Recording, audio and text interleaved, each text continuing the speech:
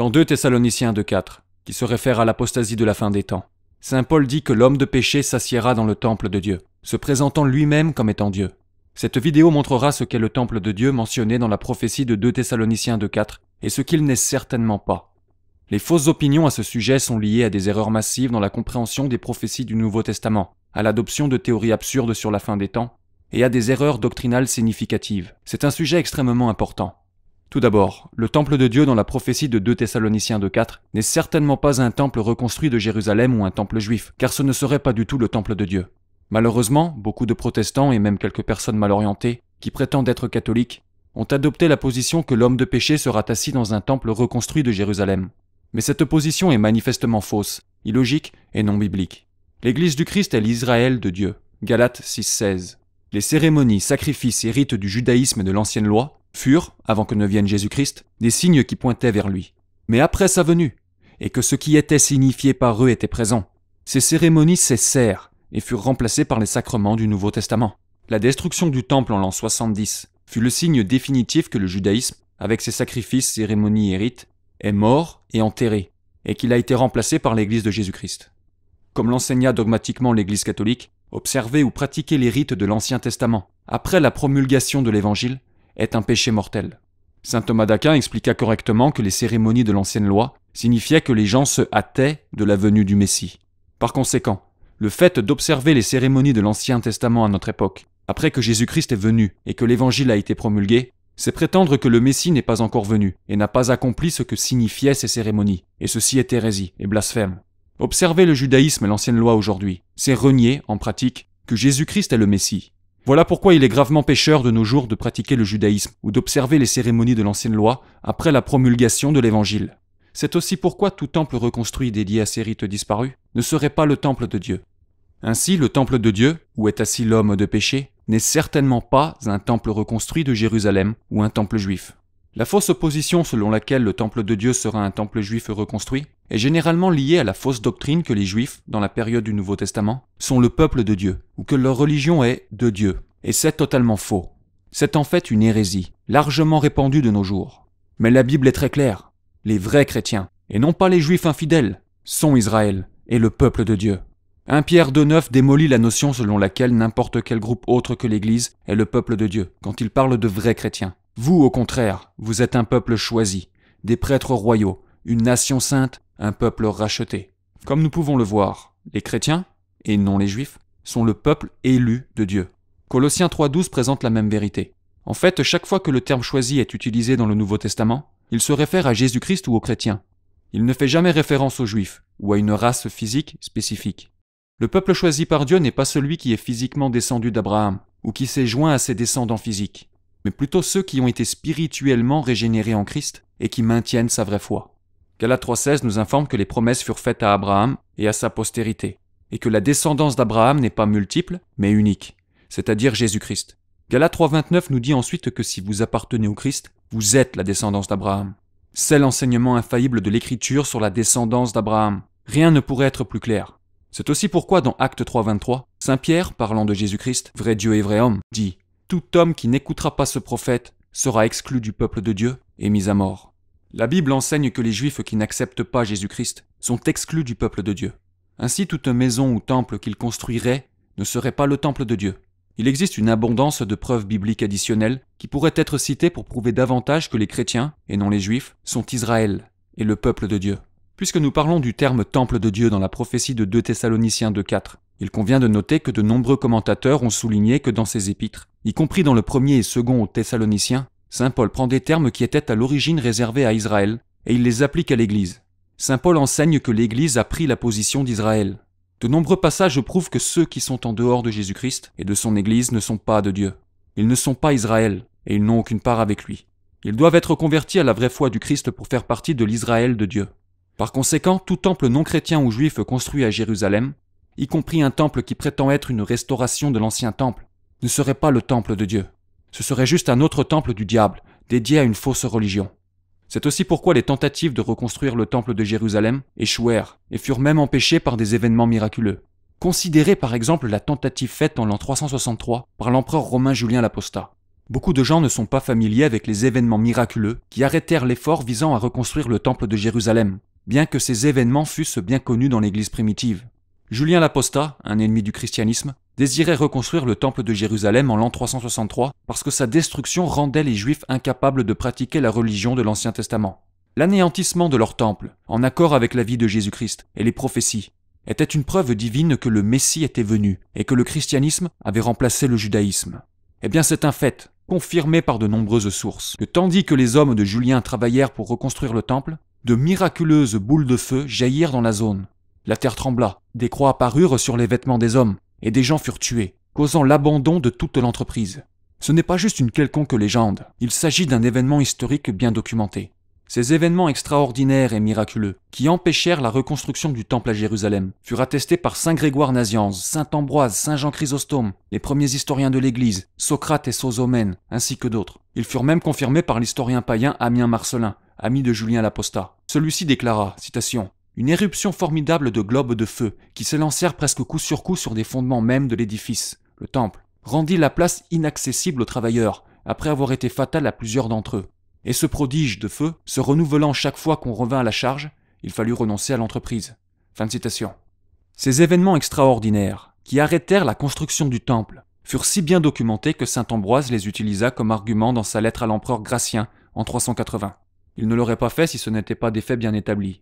Les événements miraculeux par lesquels Dieu intervint pour empêcher la reconstruction du temple de Jérusalem sont une autre indication puissante que le temple de Dieu, dans les prophéties des derniers temps du Nouveau Testament, n'est pas un temple reconstruit de Jérusalem. Même si l'on admettait que Dieu permettrait qu'une structure prétendant être une restauration du temple de Jérusalem fût achevée, les faits que nous avons exposés démontrent qu'une telle structure ne serait certainement pas le temple de Dieu, mais le temple d'une fausse religion. Voilà pourquoi le docteur de l'Église saint Jean Chrysostome, du IVe siècle, décrivit correctement les synagogues juives de la période du Nouveau Testament, non pas comme des maisons de Dieu, mais comme des lieux d'hébergement de démons. Il considérait les synagogues comme des demeures de démons, et disait qu'elles méritaient moins d'honneur qu'une auberge. Ceci est compatible avec l'enseignement de la Bible dans Apocalypse 3.9, disant que les Juifs, qui rejettent Jésus-Christ, ne font pas partie d'une religion de Dieu, mais sont membres de la synagogue de Satan. Comme d'autres en dehors de l'Église, ils doivent être convertis à la vraie foi du Christ pour être sauvés. Le sens d'Apocalypse 3.9 est que les Juifs qui rejettent Jésus-Christ ne sont pas de vrais Judéens ou Juifs. Ils ne sont pas Israël, parce que seuls les vrais chrétiens sont Israël. Les Juifs infidèles font partie de la synagogue de Satan. Seuls ceux qui appartiennent au Christ sont la descendance d'Abraham. Supposer par conséquent que le temple de Dieu, dans 2 Thessaloniciens 2.4, sera un temple juif, revient en fait à assimiler une demeure de démons et la synagogue de Satan avec ce qui est de Dieu. Ce qui est bien sûr tout à fait erroné. Une preuve supplémentaire que le temple de Dieu, mentionné dans 2 Thessaloniciens 2.4, n'a rien à voir avec le judaïsme, se trouve dans l'examen de la signification du temple de Dieu dans les épîtres de saint Paul. Même lorsque le temple de Jérusalem tenait encore debout, saint Paul expliqua clairement aux Corinthiens que les chrétiens avaient remplacé le temple de Jérusalem par le temple de Dieu. Par exemple, ne savez-vous pas que vous êtes le temple de Dieu ? Car le temple de Dieu est saint, et c'est ce que vous êtes. Et quel accord y a-t-il entre Christ et le diable ? Ou quelle part le croyant a-t-il avec l'incroyant ? Quel rapport peut-il y avoir entre le temple de Dieu et les idoles ? En effet, vous êtes le temple de Dieu vivant. Selon le Nouveau Testament, les vrais chrétiens sont le temple de Dieu. L'Église du Christ a hérité de la position d'Israël et a remplacé le temple de l'Ancien Testament, qui fut détruit il y a presque 2000 ans, comme un signe divin du transfert à l'Église du Christ de toutes choses venant du judaïsme et de l'Ancien Testament. En fait, l'expression « temple de Dieu » est utilisée par saint Paul 4 fois en plus de 2 Thessaloniciens 2.4. Dans chacun des cas, il se réfère à l'Église. L'identification de l'Église comme le temple de Dieu se trouve à plusieurs reprises dans le Nouveau Testament, y compris dans le livre d'Éphésiens et 1 Pierre. Le temple de Dieu, dans 2 Thessaloniciens 2.4, n'est pas un temple reconstruit de Jérusalem. De plus, le temple de Dieu n'est certainement pas un temple reconstruit par l'homme de péché ou l'antéchrist, car alors ce serait son propre temple. Dans ce cas, ce serait un naos diabolou, un temple du diable, et non un naos théou, le temple de Dieu. En effet, dans 2 Thessaloniciens 2.4, l'article défini, c'est-à-dire le mot signifiant « le », se trouve à la fois devant le mot « temple » et le mot « Dieu ». Donc une traduction très littérale de la phrase grecque serait que l'homme de péché est assis dans le temple du Dieu. Ainsi, le temple dont se réfère la prophétie, qui est le temple du Dieu, n'est pas un temple construit par l'homme de péché ou l'antéchrist. Non, le temple de Dieu se rapporte à l'Église de Jésus-Christ. Puisque la prophétie de 2 Thessaloniciens 2.4 dit que l'homme de péché sera assis dans le temple de Dieu, et il est évidemment impossible qu'une personne s'asseye physiquement dans l'entité spirituelle de l'Église, la prophétie indique que l'homme de péché sera assis dans la structure physique principale de l'Église de Jésus-Christ. Il sera assis dans un bâtiment qui a été connu et pourrait être considéré à juste titre comme étant le temple universel du christianisme. Des prophéties comme celle-ci au sujet du temple de Dieu ne pourraient évidemment pas se réaliser dans un monde qui imagine que le protestantisme reflète le christianisme, puisque les non-catholiques qui prétendent être chrétiens n'ont aucun temple de Dieu reconnu universellement. Pour eux, rien ne se distingue comme un temple de Dieu chrétien universellement reconnu dans lequel l'homme de péché pourrait s'asseoir. C'est pourquoi beaucoup d'entre eux, en désespoir de cause, ont opté pour l'idée complètement fausse du temple rebâti de Jérusalem. Même de nombreux non-catholiques qui rejettent la notion que les Juifs sont le peuple de Dieu, dans le Nouveau Testament, ont adopté la position qu'un temple juif reconstruit sera le temple de la prophétie, car ils réalisent que la prophétie se réfère à l'homme de péché s'asseyant dans une structure physique, qui est identifiée comme le temple de Dieu. Et il n'y a rien qui pourrait être considéré comme le temple universel de Dieu dans un soi-disant christianisme non catholique. Leur vue erronée sur ce que signifie le temple de Dieu conduit à des théories absurdes à propos de la reconstruction du temple juif et le rétablissement des rites juifs abolis, qu'ils croient devoir se produire pour que s'accomplissent les prophéties de la fin des temps. Mais ce que la prophétie sur l'homme de péché assis dans le temple de Dieu devrait leur faire dire, c'est que le protestantisme n'est pas le vrai christianisme, car dans le vrai christianisme, il y a un temple universellement reconnu. Le temple universellement reconnu dans le vrai christianisme est le Vatican à Rome, et plus précisément, c'est la basilique Saint-Pierre au Vatican. La basilique Saint-Pierre est le temple de Dieu, comme nous le verrons. Ce temple fut construit à l'endroit même où fut enterré Saint-Pierre, le premier pape. La construction de ce temple sur Saint-Pierre en personne servit ainsi de symbole approprié pour l'Église, car Jésus fonda l'Église universelle sur Saint-Pierre. Il identifia Saint-Pierre comme le rocher, lui donna les clés du royaume des cieux et lui confia son troupeau. Ainsi, tout comme Jésus-Christ construisit son Église universelle sur Saint-Pierre, il était approprié que la structure physique, le temple le plus important de cette Église, la basilique Saint-Pierre, fut également construit sur Saint-Pierre en personne, c'est-à-dire directement au-dessus de sa tombe. En fait, pensez-y de cette façon. L'Écriture enseigne que l'Église de Dieu est égale au temple de Dieu. Eh bien, l'Écriture enseigne aussi que l'Église de Dieu fut bâtie sur Saint-Pierre. Il s'ensuit donc que le temple de Dieu sera lui aussi bâti sur Saint-Pierre. Et c'est exactement ce qui arriva avec la basilique Saint-Pierre, qui fut construite juste au-dessus de la tombe de Saint-Pierre. Ceci est une autre indication que la basilique Saint-Pierre est le temple de Dieu mentionné dans la prophétie de Saint Paul. Et, comme l'ont montré nos vidéos, y compris Babylone est tombée, à notre époque actuelle, nous avons vu les prophéties apocalyptiques sur Babylone et la bête s'accomplir de façon frappante à l'endroit même de ce temple, la basilique Saint-Pierre. Or, avant de couvrir toutes les autres preuves que la basilique Saint-Pierre est le temple de Dieu mentionné dans la prophétie de 2 Thessaloniciens 2,4, considérez ceci. Le 23 décembre 1929, le pape Pie XI publia son encyclique Quinquagesimo Ante. Cette encyclique mentionne et célèbre le traité du Latran de 1929. Comme l'explique notre matériel, le traité du Latran, signé le 11 février 1929, créa la cité-État du Vatican, qui octroya aux prétendants à la papauté un tout nouveau royaume à Rome, qui est le royaume romain des derniers jours prophétisé dans l'Apocalypse. Les 7 prêtres rois de la cité-État du Vatican, à commencer par le pape Pie XI, sont clairement les 7 rois romains mentionnés dans les prophéties apocalyptiques. Les prophéties s'accordent avec eux en des détails frappants, tels que l'Union européenne, la bête survenant lorsque 5 sont tombés, le 7e roi régnant pendant un court laps de temps, la prostituée de Babylone, c'est-à-dire la contre-église post-Vatican II de la fin des temps, associée à ce qui s'est finalement produit dans la cité-État du Vatican.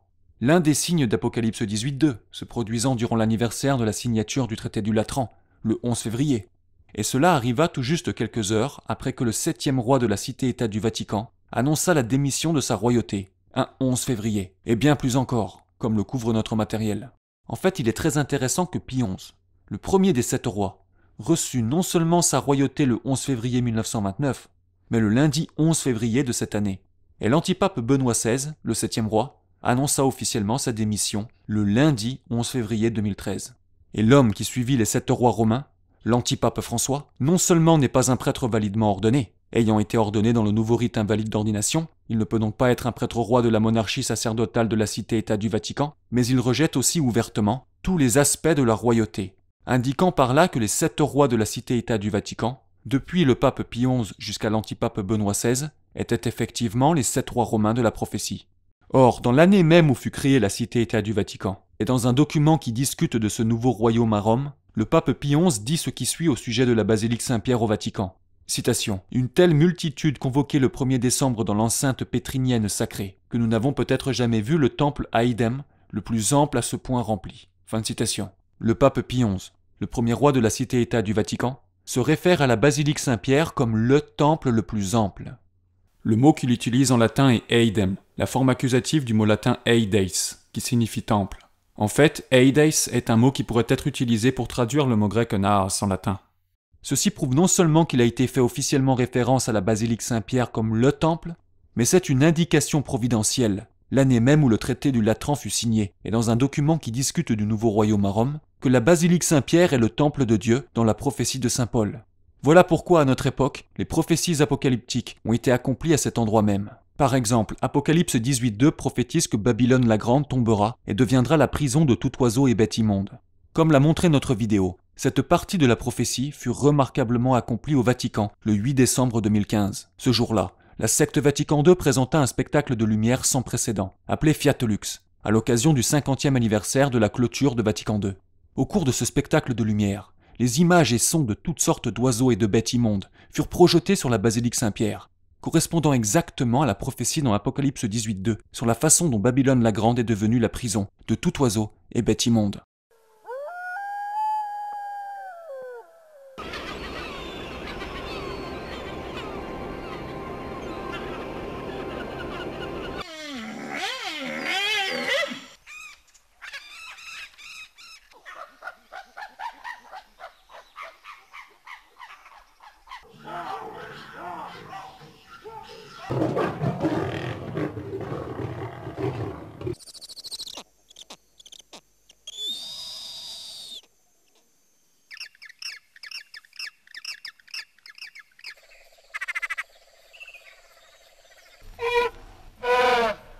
En fait, comme le couvre la vidéo, la prophétie utilise en grec le mot foulaké pour décrire comment Babylone est tombée et est devenue la prison ou cage de chaque oiseau et bête immonde. Et les piliers du devant de la basilique Saint-Pierre ressemblent précisément à des barreaux de prison, de sorte que lorsque les images des animaux et des oiseaux furent projetées sur la basilique Saint-Pierre, pendant le spectacle de lumière, ils semblaient être dans une prison ou cage, exactement comme l'indique la prophétie. Cela signifie que l'accomplissement de la prophétie était interconnecté avec les caractéristiques spécifiques de la basilique Saint-Pierre, le temple de Dieu. Le spectacle de lumière sur la basilique Saint-Pierre a été un accomplissement stupéfiant et direct de ce qui est prophétisé dans Apocalypse 18.2, et l'événement symbolisait la chute de la ville de Rome dans l'immondice et l'apostasie dans les derniers jours, en résultat de la prise de contrôle du temple de Dieu et de Rome par les antipapes Vatican II et leur contre-église de la fin des temps, la secte Vatican II, ce dont il est question dans les prophéties sur la prostituée de Babylone, en général. En outre, notre vidéo a montré comment l'autre partie d'Apocalypse 18.2, concernant la façon dont Babylone est tombée aux démons et à tout esprit impur, a également été accomplie de manière époustouflante au même endroit, à la basilique Saint-Pierre, le jour où le 7e roi de la cité-État du Vatican, l'antipape Benoît XVI, annonça qu'il démissionnerait, le 11 février 2013. Le signe que Babylone était tombée aux démons et à tout esprit impur, était la foudre. Les 2 coups de foudre frappant le sommet de la basilique Saint-Pierre lors d'un jour critique pour les prophéties des derniers jours. Cela correspond exactement à ce que Jésus dit dans Luc 10.18, à savoir qu'il a vu Satan tomber comme la foudre. Et quand vous comparez les contextes de Luc 10.17-20 et d'Apocalypse 18.2, le parallèle est absolument indéniable. Les 2 passages concernent des démons, des esprits impurs, et Satan tombant dans un endroit particulier. Luc 10.18 nous dit que le signe que Satan tomba une fois était la foudre. Il est donc parfaitement logique que le signe que Babylone est tombée aux démons et à tout esprit impur, c'est-à-dire que Satan tomba 2 fois, une fois sous la forme de démon et une fois sous la forme de tout esprit impur, était la foudre. Et l'accomplissement de la prophétie devient encore plus spécifique et étonnante, parce que le dôme de la basilique Saint-Pierre fut construit précisément au-dessus du maître-autel et de la canopée en bronze, indiquant la tombe de Saint-Pierre. Ainsi le dôme indique l'endroit exact où se trouve Saint-Pierre, et 1 Pierre 5.13 définit infailliblement l'emplacement précis de Babylone comme l'église de Saint-Pierre et l'endroit où se trouve Saint-Pierre. Donc, lorsque la foudre frappa le sommet du dôme de la basilique Saint-Pierre, accomplissant la prophétie au sujet de Babylone, qui est tombée aux démons et à tout esprit impur, elle frappait l'endroit exact, avec une précision extrême, où se trouve la tombe de Saint-Pierre, l'emplacement exact de Babylone selon l'Écriture. Cela signifie que nous pouvons expliquer et démontrer comment chaque mot de la prophétie d'Apocalypse 18.2 s'est accompli à cet endroit même, la basilique Saint-Pierre. Nous pourrions aussi passer par beaucoup d'autres versets dans l'Apocalypse et montrer que ce qui s'est passé à Rome et à la basilique Saint-Pierre de nos jours remplit ces prophéties. La basilique Saint-Pierre est un point central dans les prophéties parce que c'est le temple de Dieu.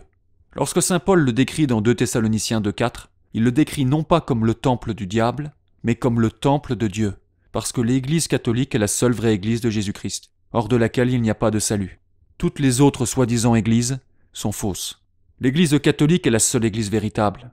Mais dans les derniers jours, dans l'apostasie finale, comme faisant partie de la grande tromperie, Dieu a permis que son temple et les édifices de son Église soient pris par une contre-église dirigée par des antipapes hérétiques. L'Église catholique existe toujours dans un reste de catholiques traditionnels. Pour être un vrai catholique, et donc un vrai chrétien, il faut être un catholique traditionnel. Cette vidéo est la première partie d'une plus longue présentation sur le temple de Dieu dans les prophéties. Restez à l'écoute pour les autres parties, et consultez nos vidéos sur les prophéties et l'Apocalypse, comme entre autres les vidéos Babylone est tombée et l'Antéchrist identifié. L'Antéchrist identifié couvre en détail l'autre partie de 2 Thessaloniciens 2, 3, 4 au sujet de l'homme de péché, qui s'est étendu et élevé au-dessus de tout ce qui est appelé Dieu ou de tout objet de culte, à l'événement caractéristique de l'apostasie prophétisée.